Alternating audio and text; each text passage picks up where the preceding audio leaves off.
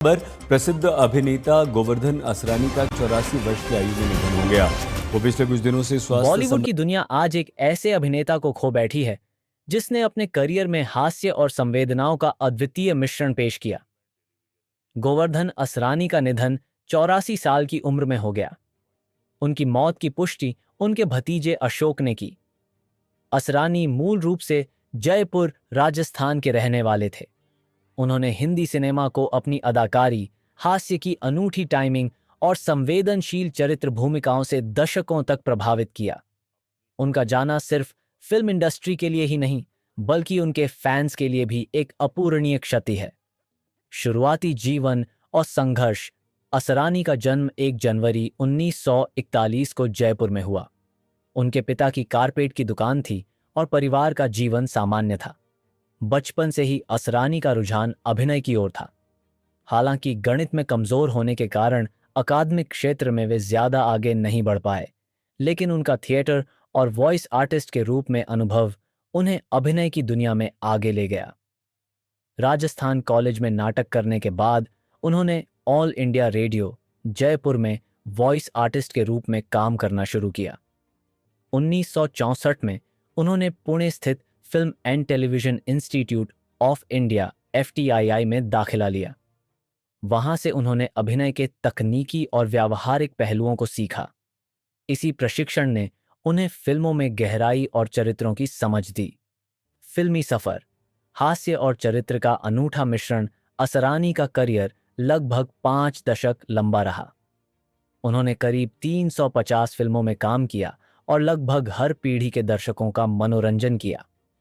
उनकी सबसे बड़ी पहचान हास्य अभिनेता के रूप में थी, लेकिन उन्होंने चरित्र भूमिकाओं में भी बेहतरीन प्रदर्शन किया।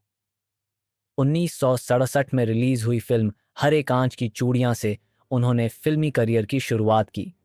इसके बाद उन्होंने फुलिलगू जैसी फिल्मों में किशोर कुमार और प्रसिद्ध गायक के साथ गाने भी गाए, जिससे उनकी बहुमुखी प्रतिभा का पता चलता है।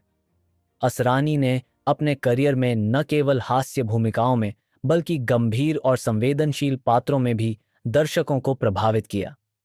1972 से 1994 के बीच उन्होंने नायक और प्रमुख पात्रों के करीबी के रूप में कई फिल्मों में काम किया। शोले फिल्म में उनका जेलर का किरदार आज भी भारतीय सिनेमा में याद किया जाता है। उनका डायलॉग "हम अंग्रेजों के जमाने के जेलर हैं" लोगों के जहन में हमेशा ताजा रहेगा। जेलर के किरदार की तैयारी और खासियत। शोले फिल्म में जेलर के किरदार के लिए असरानी ने असाधारण मेहनत की। उन्होंने द्वितीय विश्व युद्ध और हिटलर की जीवनी का अध्ययन किया ताकि किरदार में प्रामाणिकता आ सके।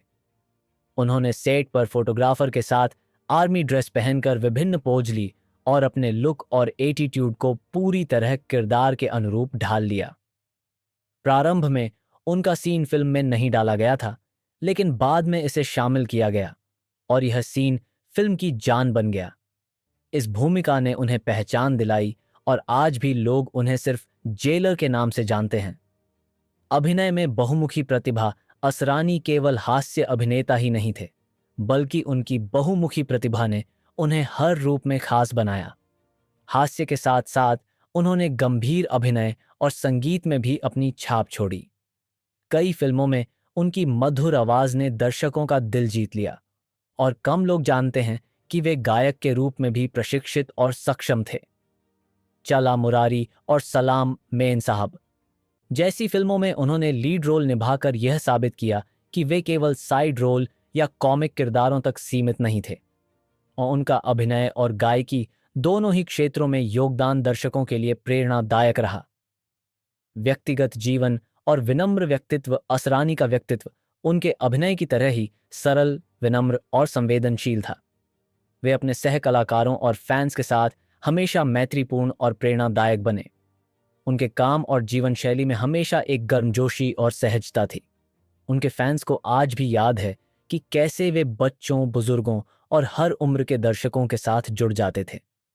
उनके अंतिम दिनों में वे मुंबई के आरोग्य निधि अस्पताल में भर्ती थे।